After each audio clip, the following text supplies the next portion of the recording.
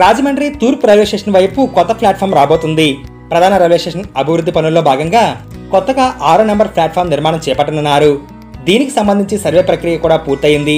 గోదావరి పుష్కరాలకు ముందే కొత్త ప్లాట్ఫామ్ పూర్తి చేయాలని నిర్ణయించారు. టెండర్ల ప్రక్రియ జరుగుతుందని, త్వరలో పనులు ప్రారంభం కానున్నాయని రైల్వే అధికారులు చెబుతున్నారు. ప్రధాన రైల్వే స్టేషన్లో గతంలో 3 ప్లాట్ఫామ్లే ఉండేవి. కాలక్రమేణా ప్రయాణికుల రద్దీ పెరుగుతూ వచ్చింది. ఈ నేపథ్యంలో మరో 2 ప్లాట్ఫామ్లు పెంచాలని రైల్వే శాఖ గతంలో నిర్ణయించింది. 4, 5 ప్లాట్ఫామ్లు 2023 సెప్టెంబర్లో ప్రారంభించారు. తూర్పు రైల్వే స్టేషన్ వైపు కూడా కొత్తగా 6వ నెంబర్ ప్లాట్ఫామ్ నిర్మించి ఇటువైపు విశాఖపట్నం వైపు వెళ్లే ఎక్స్ప్రెస్ రైలుకు హాల్ట్ ఇవ్వనున్నారు. ప్రస్తుతం ఈ రైల్వే స్టేషన్లో నిత్యం 90 వరకు ఎక్స్ప్రెస్ రైలు ఆగుతున్నాయి.